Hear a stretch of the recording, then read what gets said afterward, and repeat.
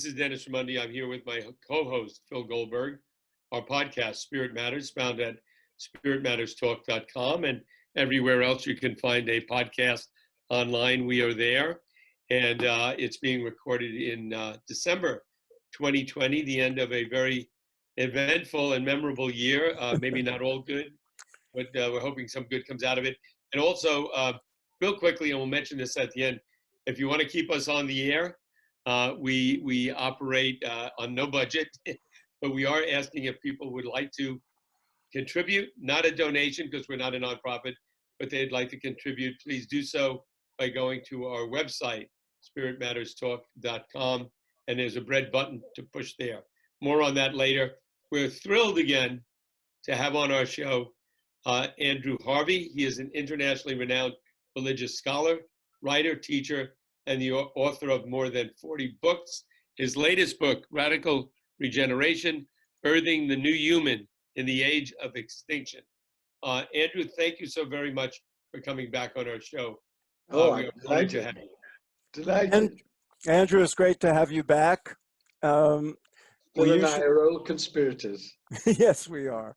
And we have our books, the latest books are very similar, dealing with crazy times. And most of the time, we like our guests to recount the origins of their spiritual path. We did that on your first visit, so I would encourage listeners to go back and listen to Andrew's origin story. But today, let's just jump right into what you're up to now and the new book. Radical Regeneration is a very provocative title, and the subtitle, perhaps you'd like to explain what gave rise to it and what is the essential mission there.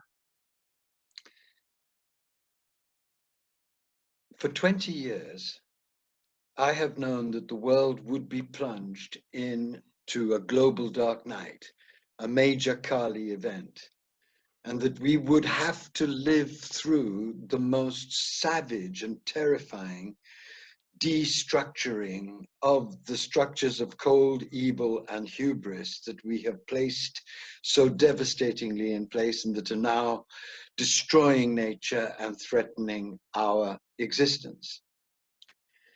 And for 20 years, I have been raging in the wilderness of the obscenely dissociated New Age to try and wake people up to the horrific danger that we are in on every single level.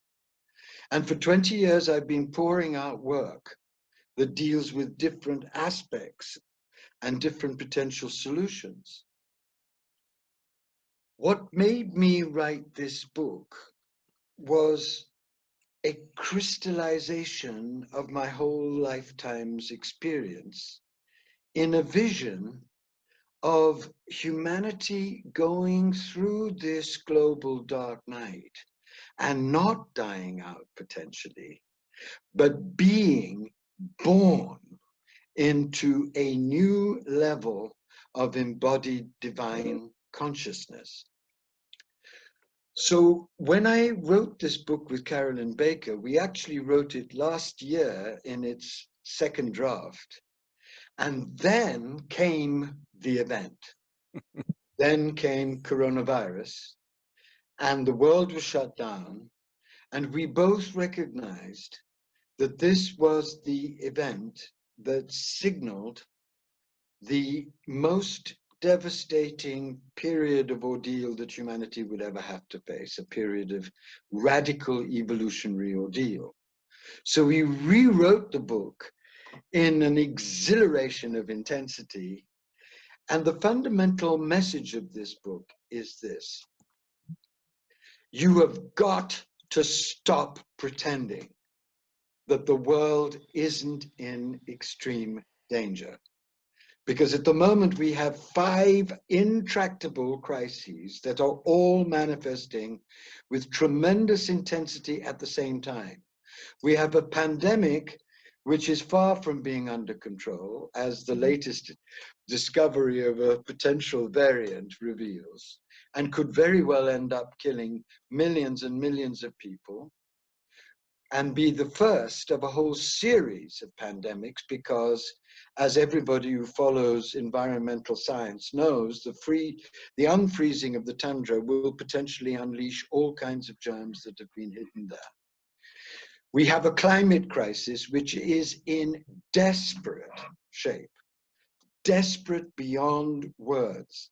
I'm in touch with the UN, I work with the major environmentalists in the planet, and all of them are tearing out their hair because so little is being done by a culture that persists either in denial or in the fantasy that if we just readjust a few things, we can solve it. We can't.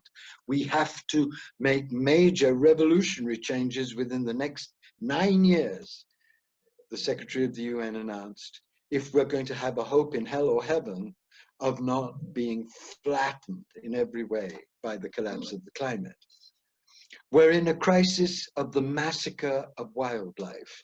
1 million species are on the brink of extinction. This comes from the UN report and the WGO report, and it is a desperate crisis because we have no idea what will happen when, for example, the predators in nature disappear. A whole collapse of systems, what's called collapsing truth, happens, and it's devastating what we're looking at. We have a potential global economic crisis caused by the pandemic, but also caused by the inherent fragility of the fantasy that is capitalism. And this isn't just an economic crisis that could radically destroy the whole system that we're working in. It could be a massive break, far greater than anything that was experienced in the 20s. It will make the 20s look like a walk around the park, 1920s. Not only that, but the absolutely dreadful and obscene and blasphemous and ridiculous and appalling gap between the mega billionaires who are flourishing in the pandemic and the millions who are being deprived of jobs and now of houses and are being fed a pathetic $600, as if that would pay for even a month's food. It's unspeakable what's happening. And we have a major spiritual crisis that is overtaking mankind. What Paul Levy, the brilliant genius whom I love as a person and whose books I admire, describes as wetiko, the North American term for a soul sickness that is the deadly radiation of terminal narcissism that is afflicting the whole of humanity. And when you face those 5 crises, there is nothing that you can say but that we are now in a global dark night process. Andrew, if I could ask you, I agree with everything you've said. The difference between you and me is in the subtitle of your book. You are obviously an optimist, birthing the new human in the age of extinction. I guess I've focused more on the extinction of Homo sapiens, and I have been less optimistic. I am begging this is you what the book is for. to That's be what I'm optimistic. getting to. Make me. I'm an optimistic person. Inject me with some optimism. I am neither an optimist nor a pessimist. I'm a mystical realist. And because of my own inmost experience, I know one very extraordinary thing about the dark night process.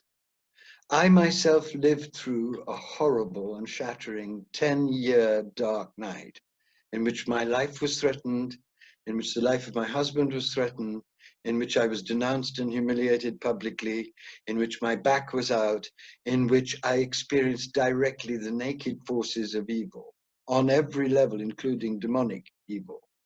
So, not only have I been through in the inmost way what is now exploding over the world, but I've been through to the end and beyond the end. because like many of the classical mystics who went through the dark night process, it birthed me into a wholly new level of divine truth, divine compassion, divine understanding, and divine presence. And all of the major work that I've done in the last 20 years comes out of the Andrew that was birthed, having been multiply crucified.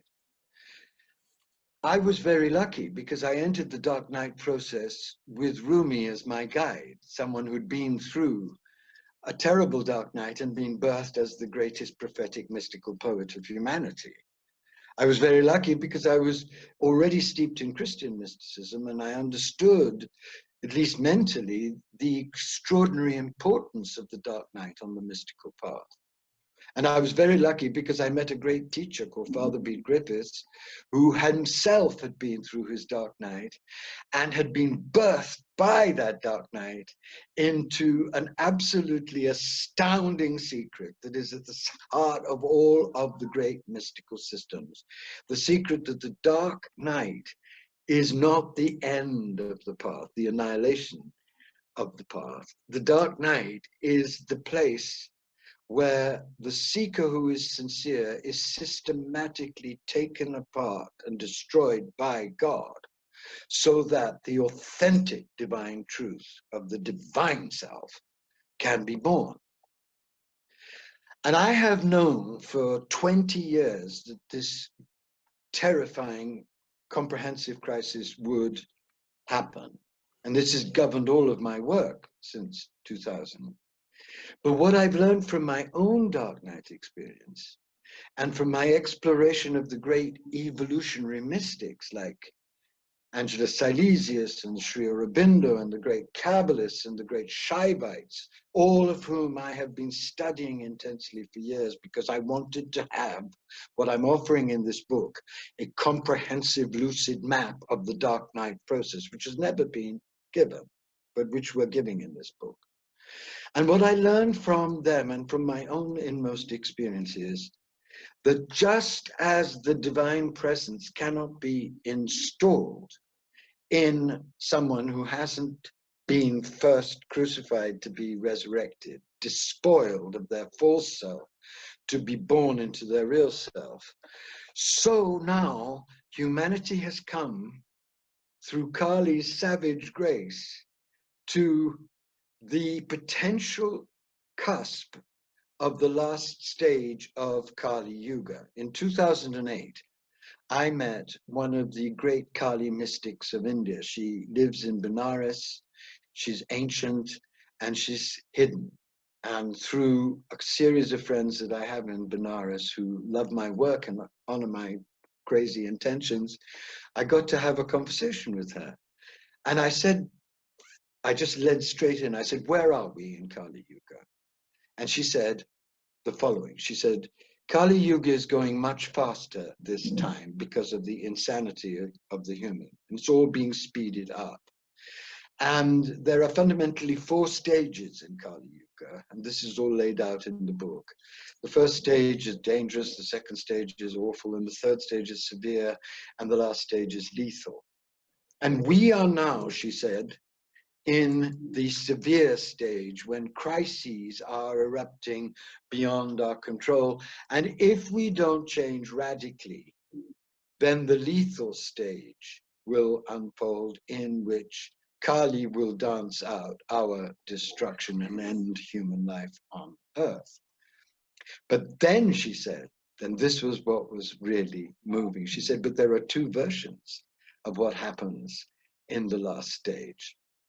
The first version is the orthodox version of total destruction.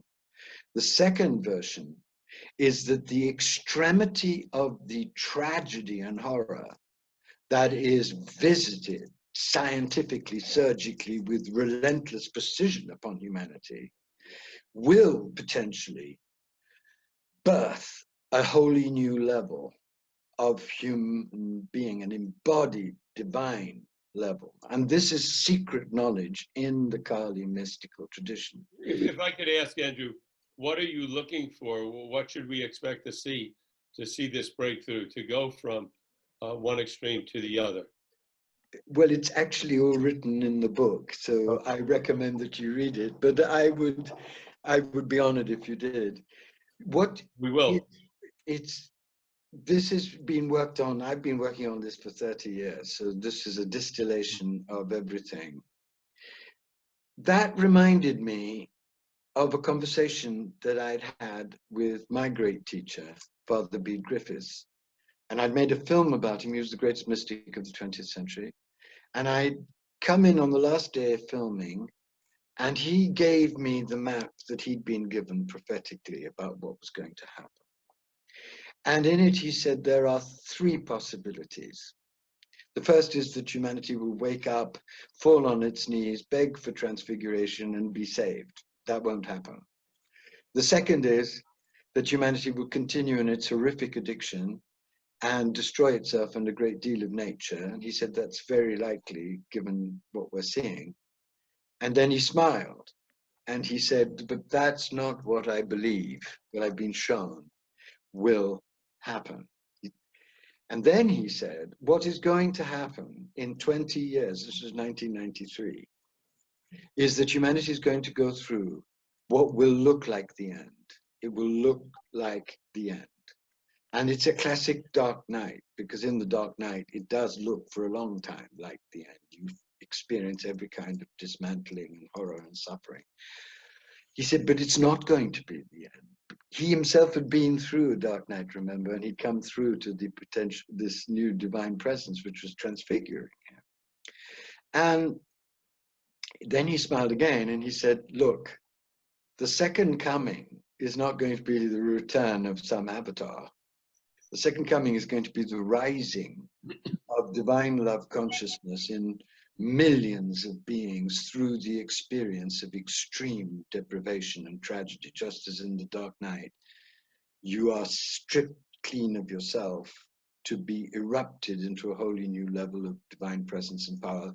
The same mystical evolutionary event is going to be global.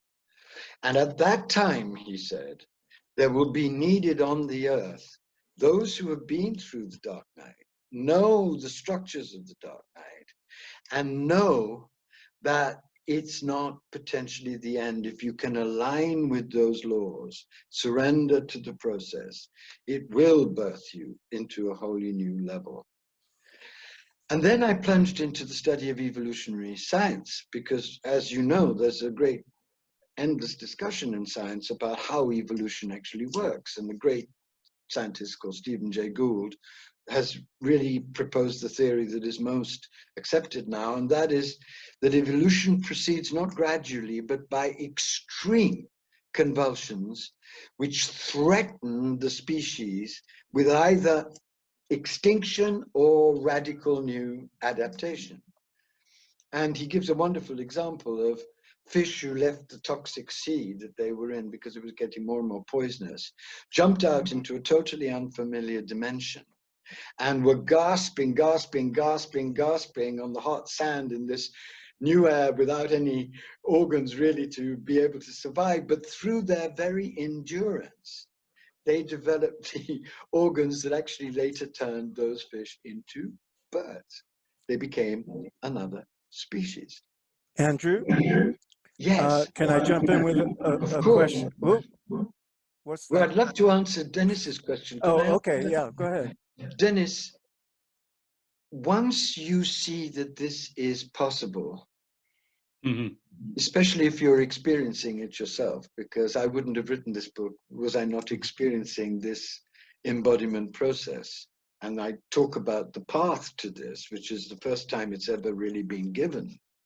There are glimpses of it in different traditions, but I've been working on this for 30 years, and now the path is there for anybody who wants to take it. What you begin to develop is what I call birth eyes. In the middle of the horror of the death, there are all sorts of amazing signs that are already appearing. The first sign is that hundreds of thousands of people are going through a radical divinizing embodiment process right as we speak. And I'll just give you one example, the epidemic of Kundalini awakenings, which is really an epidemic. It's as if the mother has decided, damn the teachers, they're just babbling their usual popcorn nonsense, and damn the churches and damn the religions. I'm going to intervene directly. And literally hundreds of thousands of people in the last 30 years have had major Kundalini awakenings. And the Kundalini is one way in which the embodiment process is opened up. The second sign is that during these last 30 years, the major teachers have been concentrated on embodiment and on the great traditions that honor embodiment. So a whole slew of extraordinary teachings and sacred technologies are now available for the first time in human history to everyone. The third sign is that all over the world, there are radical, inspired, spiritual activists, sacred activists arising. Think of Greta Thunberg and the Extinction Rebellion movement. Think of what happened when Black Lives Matter exploded. Think of what's happened to hundreds of millions of people really in the States through the terrifying exposure to the shadow of Trump and the Republicans, the renewal of faith in democracy, of passion for democracy, of hunger for democracy. Think of what's about to happen with Biden coming in. For the first time, there will be a climate change panel, and there will be devotion to making serious changes. Whether there'll be enough, we don't know, but for the first time, that's there. Think of the immense growth of consciousness of the danger to animals and the passion for animals that's growing. So there are, amidst the horror, there are the lineaments of the new global, compassionate, embodied, passionately involved, sacred activist, divine human appearing. It's fragile, it's fragmented, it's not united, but it's here. So nobody who has even half a birth eye can't say it's not possible. It is possible. I'm living it. Hundreds of thousands of people. I don't know them all, but I know many of them. I've met thousands of people who are living this big transformation. Andrew, So I'm not hopeful, but I am passionate about this opportunity. I would guess, judging from my own experience of how people have responded to my work, and you've been at Sacred Activism for a long time. You have a big platform. I'm guessing that the response of people in spiritual communities has been mixed. And I'm curious how your message with the new book and with Sacred Activism in general has been received. I can see some people saying, oh, Andrew, you're being alarmist. You know, it's all in divine hands, it'll be fine. And I can see people saying, oh, we're spiritual, we're above all this, why are you bothering us with this worldly stuff in the realm of Maya? And I can see some people saying, Andrew, don't worry about it. It's all inevitable. It'll come. We don't have to do anything. Am I correct that you get those responses? And I'm sure you get some very positive ones as well, but please address those. Oh God, but I expect those responses because I think that the modern spiritual world is disgusting. I think that it is an absolute web of stupidity, corruption, denial, and narcissism. I have for 20 years been saying similar things, and they couldn't get rid of me, but I was treated as a marginal flake. Now that they are beginning to see, even the spiritual world is beginning to understand that prayer and good vibrations might not be quite enough when there's a pandemic, a climate collapse, an economic collapse, because a lot of them are pampered middle-class people who are quite comfortable in their own lives. A lot of them don't even understand that this country is consumed by racism and greed and corruption. So I don't put my faith in the spiritual world. They're not my readers. Most of my readers are people who've either gone through terrible experiences or people who are active in the world and want some deep spiritual foundation to give them more strength.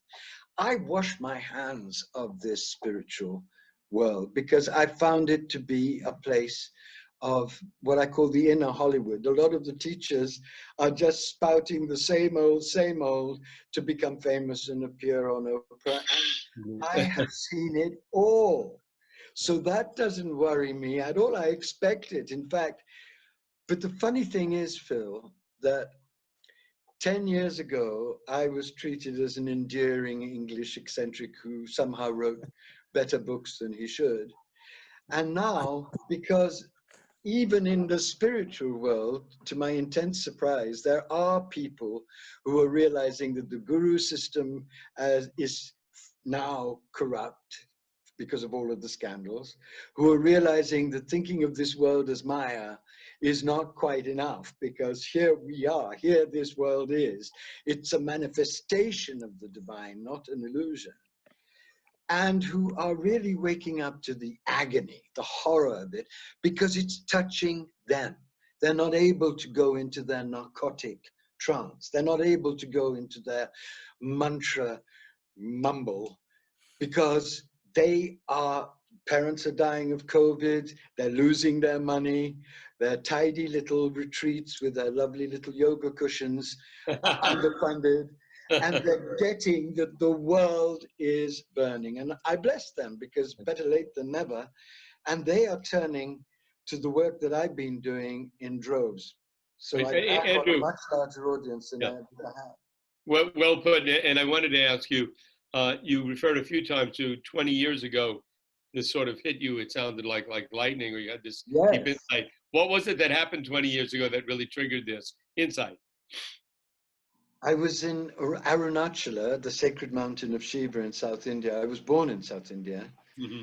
And I'd had an overwhelming and mystical experience, which was an overwhelming experience of joy. And I went to Arunachala to thank Shiva. I thought, well, if I go and thank him, he'll give me an extra joy. You see, that was my a bonus. A bonus, because I'm being a very good boy. But it didn't work out like that at all. And what happened was that I started to walk around the mountain at night, and I was feeling blissful. And then suddenly out of the shadows came stricken poor people, and they clutched at me and they told me terrible stories, suffering. And I went on walking, but everything was being torn apart inside by the agony, because it was almost as if India was belching out all the horror that is also India. And I came to a crossroads, and at the crossroads there was an epileptic that was strapped to a board, and that man was screaming a horrifying scream, and something happened which I can't really describe, but it was as if I had had glass walls around me all my life, some transparent but still glass, and they were shattered, and I completely lost any sense of who I was. I couldn't even remember my name, and I started to walk in the battered stones next to the road, and my feet were bleeding. I couldn't remember where I was or who I was. And it's the only time it's ever happened to me in my life. And an old man came up to me and he said, "Excuse me, sir.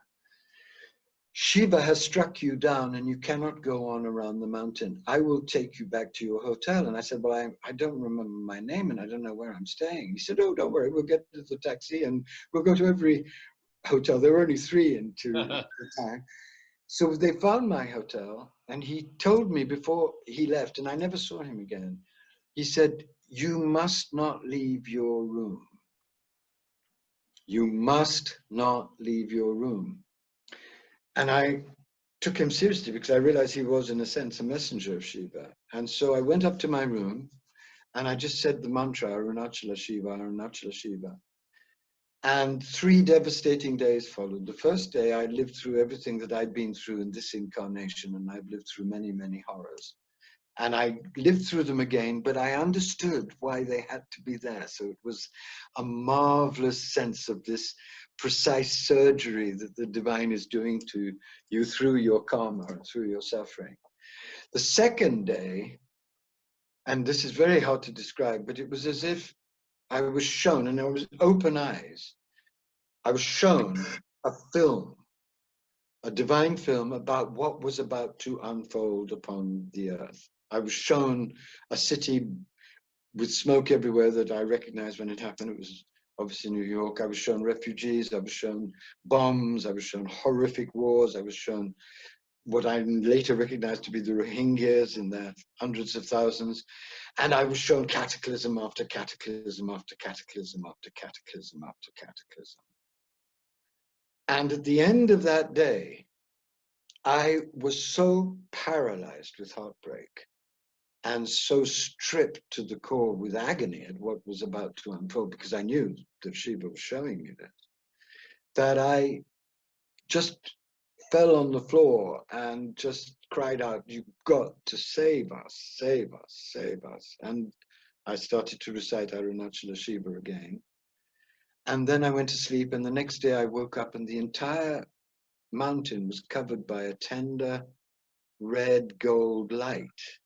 And everything I saw was covered by this tender red gold light, which in the mystical texts is the light of the transfigured matter, of the transfigured world. And I was seeing it. So I was given in that experience the full enchilada of horror, but also the birth that comes out of that horror. And I understood that the rest of my life would be dedicating to helping people, on the one hand, open up completely to the horror, not to pretend it's not happening, not to give sophisticated metaphysical explanations, not to rush into their fancy practices to avoid feeling it. Because when the dark night happens, there's nowhere you can hide. There's nowhere on this earth that people are going to be able to hide from what is about to unfold. Yeah. On the other hand, to the possibility of this astounding birth that I myself experienced in my own self through that. Let's turn to that then, Andrew, in the few minutes we have left. I'm sure you'd agree that anything good that comes of this dark period where we've been in is not inevitable, and it's not written, and it's not going to go on without our efforts. What would you have us do? You speak of transformation, transfiguration, transmutation, but what would you have us do? Those of us who care, those of us who are after our own spiritual unfolding, but care about the world and care about the people who are suffering more. What would you call for? The first thing I would have people do is realize that we're in a mystical evolutionary event, and that the dark night is either the end, if we don't align with it, or potentially a birth canal of a wholly new kind of species and embodied divine humanity. And to realize that this is not something that I cooked up, it's something that's known at the core of all of the great authentic mystical traditions. And they may not know that because for the last 40 years, we've had a completely polluted, idiotic mysticism being sold in the bazaar of the New Age. That's the first thing they've got to wrap their minds and hearts around. The second is that at the heart of all of the great mystical traditions, there is this vision, this great secret of the potential birth of the divine humanity out of the womb of history. And that this, again, is not something I invented. You find it in Shaivism, in Kabbalah, in Aurobindo, in the great evolutionary mystics of the Kabbalah and of Christianity. There it is. It's there, waiting for someone, all of us, to get real about it. But what it costs is giving up this fantasy that the world is not real, that the divine is not in the body, in matter, in the depths of creation. The whole creation is unbelievably sacred. The body is the last to be transfigured because it's so dense and difficult, but it can be. Bede was being transfigured. Jesus was transfigured. Aurobindo was working on the transfiguration process. The mother plunged into it. Satprem, we have examples. They're there. Find out about them. Don't indulge your addiction to transcendence. Transcendence and immanence are one, and the one is asking for total union with you. So get on with it. And the third thing is that there is a force now on the earth that can shift this horror, and that's the force of sacred activism. Because what's been born, partly through the work that I've done, but not, of course, I haven't been the only one doing it, but there are about 15 of us who sweated in the beige trenches of the New Age to get over a vision of the kind of activism that could be divinely inspired and informed by the greatest truths and laws of mystical reality, so that there could be human beings who were prepared to give and risk everything at this crucial moment to bring in the new. So what people are being challenged with at this moment is to get real about the dark night, see that it is potentially the birth canal, and do the work to understand that at a visceral level, to get with the great secret that we've unleashed in this book, but has been known, but this is the first time it's been presented in this way, the secret of there being this embodied divine destiny understood by the great evolutionary mystics, and to align with the truth of sacred activism by stopping indulging your fantasy of transcendence, by getting real about the agony of the world, and starting calmly and wisely and guidedly to risk the appalling, stupid comfort that you're mired in now, which is going to be detonated anyway very soon, and start really listening to the great mystic prophets and putting your life and everything that you have and are into sacred service, guided by your deepest heartbreak, guided by your deepest sense of the suffering of the world. And if enough people do those three things, we'll have on the earth a group who are absolutely pledged to radical regeneration and the birth, and they will be able together to do extraordinary things because they'll be guided directly by the divine field. Whether they will save humanity from self-destruction, nobody knows. I asked the Dalai Lama 3 years ago, because I've been talking to him about these things, and he himself gave secret teachings on the transfiguration stream in Tibetan Buddhism. So I was there, and it was astounding because they've been working on this for a very long time, for 1,000 years. And I asked him in the corridor, I said, Your Holiness, can humanity get through? And he said, I don't know, and nobody knows. And then he smiled and he said, prepare for the worst, but work tirelessly for the best. Wow. I don't think there's a better motto. That is so, you called yourself a mystical realist. I always call myself a pragmatic mystic. That, Right. what he just said, you actually hear sports coaches say. You prepare for the worst and hope for the best. Usually they say, usually they say in the Marines, isn't it? Yeah, what I like about that was what I've usually heard, and we should wrap it up in a minute, is, but what a great note to end on. I've usually heard, prepare for the worst, but hope for the best, but prepare for the worst and work for the best is much a better way of putting it.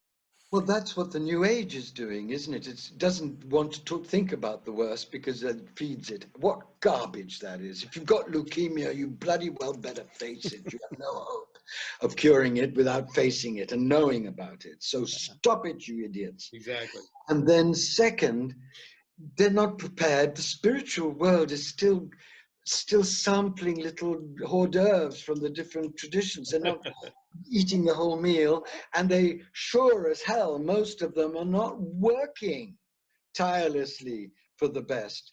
And how can you call yourself a truly awake or spiritual person unless you've learned the fundamental lesson of all the great mystics, which is that you're given these sublime experiences not to rest on your cushion and think of yourselves as superior, but to make you a slave of love in action, to give you the guts, the courage, the energy, the passion, the peace, the focus, the ruthless truth, to be able to go out and tell truth to power and work tirelessly on behalf of the suffering planet, the suffering animals, and the great majority of human beings who are now in terrible inner and outer circumstances. You don't have the right to call yourself spiritual until you're sweating for justice and compassion and really, really pouring your life out to serve the birth of a potential new humanity. Don't tell me that you've seen God, and if you're not doing that. And don't tell me about your experiences if they haven't led you to turning up as an authentic sacred activist. It means nothing. Beautifully A put. fine way to end. Great way to Andrew. end. Great way to begin. I'm sorry to do so, we have but to have I you have back to on. say this. I know Phil and I have a different style, but I am not anymore holding back about anything because the time is much too late to play patter cake, especially with the privileged, narcotized, incessantly idiotic so-called spiritual world. Well, Andrew, your voice is much Well put. needed right now, and I'm glad you're out there doing your thing. Thanks for being with us. Thank you Thank so And much. Lovely to meet you, Dennis. God bless Thank you. keep up I the hope good I work, can- and I hope we can join you in this good fight that Oh, is you ahead. are. You've done wonderful work. You know, it is. This is not an illusion. It's something so much more extraordinary than an illusion. If the birth of divine humanity is possible, then this is the crucible of a very glorious potential manifestation of God. And that's worth giving your life for. And we're recording this on December 22nd. It will probably not be posted until after the new year, and we hope the new year will, in fact, be a better year, but it will be as good as we all make it. So It will be far worse and far better good. at the same time. I That's hear how you. she works. Yeah. Thank you, Andrew. Bless you. Bless you. Thank you so much. Thank you.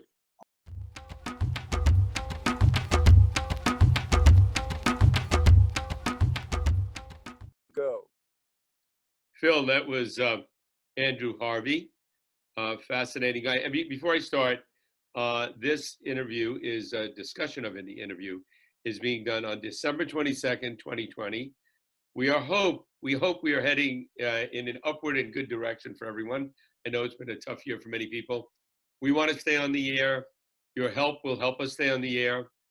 We are not a nonprofit. You can't make a tax deductible donation to us, but you can contribute to help us keep going. Got about 260 plus interviews now. A lot of great feedback from folks all over the world. And if you can't afford to keep listening, if you can help, go to spiritmatterstalk.com. You'll see a red button, press on it, and it'll be easy to make a contribution. So again, not a tax deductible, but just helping us to stay on the air. So And you Andrew Harvey, may notice, I want to just add that people Please. may notice that we have now switched to both audio and video. So the videos we want to all get posted up on YouTube and everything. That requires a little technology and some assistance. And so we have a very practical reason for needing some support in the coming days.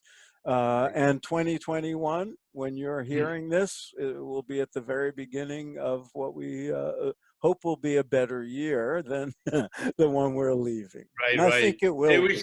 we've set a low bar, so it's but good things come out of it as well. I think a lot of people I've heard said they've been forced to be more inward, but have been more inward and glad they did. Some people said I've been wanting to start yoga for years or learn meditation, and this has been their opportunity to do it.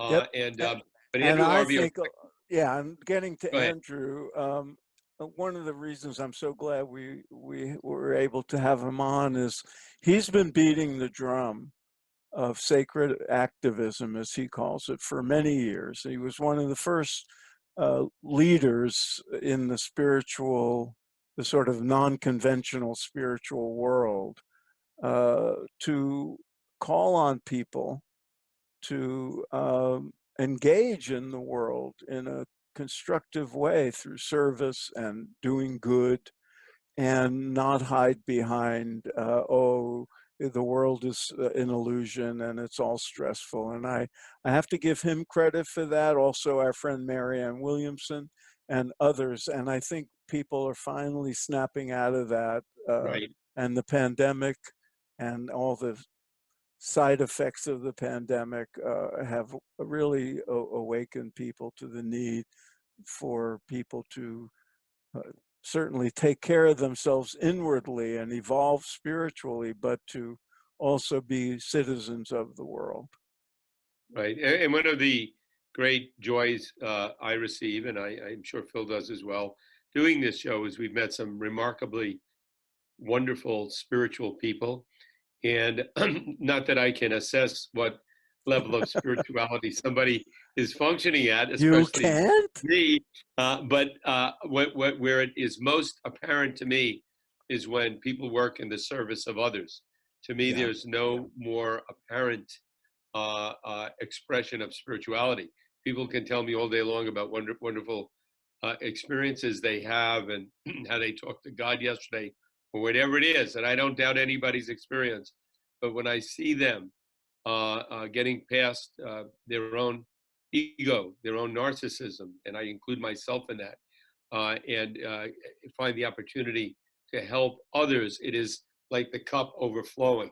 Their consciousness is so full that it can flow in the direction of helping others. And there's lots of opportunity for that now, because man, people, even in a very developed country like the United States, are going through really hard times now. And one can only imagine what happens in underdeveloped countries. And if you've ever traveled in the third world, how simply and how much a struggle is living for so many people. And I So have to maybe, tell you, Dennis, speaking of the third world, so many of our listeners are on paths that were birthed in India. Like Andrew Harvey wasn't literally born in India, and he's very much informed by the traditions that come out of India. And he mentioned Bede Griffiths, whom I was really glad he brought up. I recently was watching a video of Father Bede. And Father Bede was this great example of a Westerner, a Brit, a Christian who was deeply influenced by the Hindu tradition and ran an ashram in South India that combined both traditions and did it beautifully. And so many of our listeners are on Vedic kind of paths, yogic paths, Buddhist paths. And I got to tell you, you know, I've been with a lot of gurus and swamis in India. Almost to a person, they have some kind of service project that they're right. doing. They're feeding people. They're trying to clean up the Ganges. They're, you know, bringing plumbing and toilets to villages. They're doing service work in the world. They're not just sitting in their ashrams on their cushions with their eyes closed. And I, you know, and I'm sure Andrew would agree that some kind of engagement, service. You know, not everybody is an activist, but there's many ways to serve, and doing so is in fact a spiritual practice. It gets you out of your narcissism and your self Yeah. contained bubble. Right. And in the Western tradition, in our Judeo-Christian, society, what we mostly what our society is, and that is in Christianity, it's loaded with examples of the values of service, saints, and people that have served others. And in Judaism, is a word mitzvah, which means you're doing good for others, and in doing good for others, you're doing God's work. You're doing something good. You're doing something good for yourself. So really take that into account. And like I said, we're doing this interview December 22nd, 2020, and it is the Christmas season. It is the Hanukkah season. It is the season of celebration. And, it started out as a spiritual celebration. And if you look at it now, a lot of it has to do with consumption. I wonder if a lot of young people have any idea what the spiritual side of it is, and it's mostly about, hey, what am I going to get? And we have to be careful of in our own lives not to feed the narcissism of young people, not to feed our own narcissism, but to really look and think, okay, what can I do? Because anytime there's a situation where there's a holiday, where there's a celebration, where there's great anticipation for a wonderful time and great memories, there are many people that are going to feel left out. And there are many people for financial reasons, because they're alone, lonely, or whatever, that are going to feel extra depressed during that time.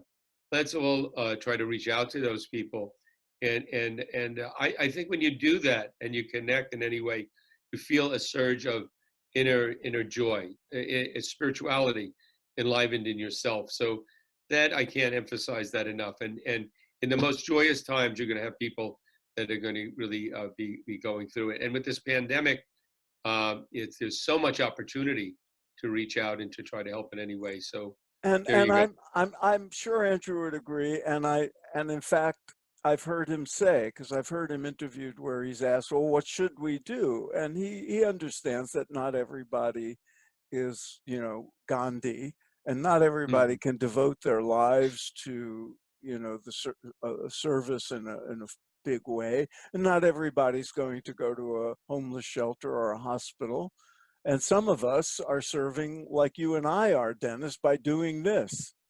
You know, it's a joy for us, but it's also an act of service. And service can be a joy, as this great poem by Rabindranath Tagore has it. How does it go? Oh, I wish I could have it memorized, but it concludes that, you know, I discovered service was a joy. And there's many ways to serve, and it could be that, you know, all you make sure your neighbor is okay. And, you know, during this pandemic, I remember getting a phone call from somebody, a neighbor on the street who was much younger than I am, who wanted to make sure, you know, we had our shopping taken care of. And this is somebody I hardly knew, but it was a beautiful, thoughtful gesture. And that's important. I think we do what we can, but something, you know, that's not total Right. contained.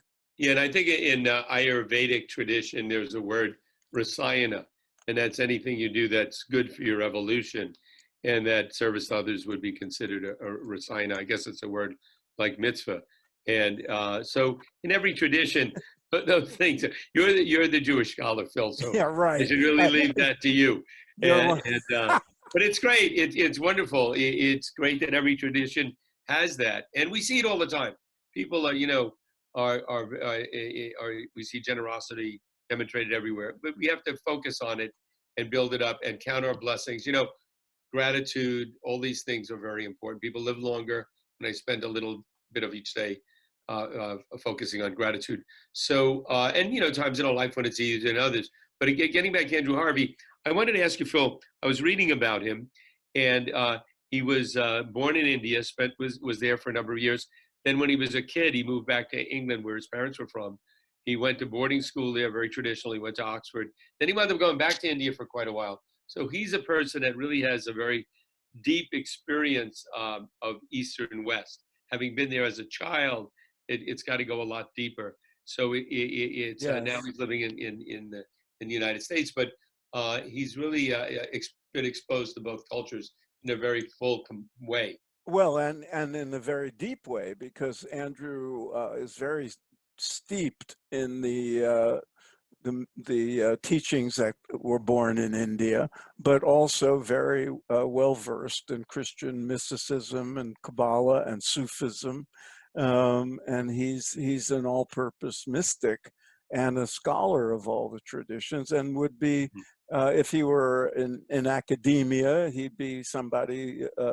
He'd be a perennialist, you know, somebody like in the category of Houston Smith and Aldous Huxley and people like that who recognize the unity in all the mystical traditions and saw the commonalities of in deep mystical experience. I want to mention his book, Radical Regeneration, Birthing the New Human in the Age of Extinction. Get that book. And while we're at it, Phil, because we can see each other and what's behind us, I see over your right shoulder, the book, your book on Yogananda. If you could bring that, I'd like to see the cover. It's a promotion, but it's a great book. Great. What do you mean? I have all three books. All my bring them all out. My bring out the new book. My three most recent books. Let's see them all. American Veda. Phil did not put me up to this. You got to hold it back a little bit. I certainly didn't. I would never have the nerve to do American Veda, a classic. And The Life of Yogananda. Too bad this isn't going to air before Christmas, so we could tell people to buy Christmas presents. Great after Christmas. And the latest, Spiritual Practice for Crazy Times. And that's a great. Because this is Andrew Harvey's time. I don't want to usurp it, but what I'm saying in this book is very not unlike what Andrew is saying in his new book, Radical Regeneration. That the importance of going within and being a deep spiritual person, but then coming out and making the world a better place. I'm sure he says it more. At the time now, take advantage to go inward to get that richness and be ready to burst out. And we have to, Andrew has enlivened some greater feelings of optimism in me, which isn't always easy. I know, I think I generally am an optimistic person, but it's been a little hard lately. And let's hope that we're headed in a great new direction and it pulls us together. There's a lot of change going on. By the way, what he said about narcissism, something for us all to reflect on, because we can all get caught up in that. All of us. Yeah. I certainly can. And you know, against spirituality. Yeah. But, you know, we're now at the beginning of a new year when this people will see and hear this. And I'm optimistic because of the election. You know, regardless of your political persuasion, I mean, you and I, you know, are both old lefties and Democrats by, you know, almost by DNA. But nevertheless, I have a lot of respect for people who are more conservative and for Republicans who are responsible. But I see this this past election and what's about the change that's about to come as a defeat of narcissism and a defeat of callousness and cynicism and lying and all those traits, regardless of policy and all that. It's a hopeful sign that people stood up for, you know, telling the truth and the common good. And I was glad Andrew mentioned that in his comments. Great. On that All note, right, man. Wishing everyone, it is the new year for you already. Enjoy it, stay safe, and keep tuning in. And not only you get to hear us, but if you are motivated, will get to see us. So. Yeah, we're making the ultimate sacrifice now, going video and having to wear decent clothing. Jacket on. Yeah, exactly. This is, yeah. All right, till next time, Phil. Okay, man. Bye-bye.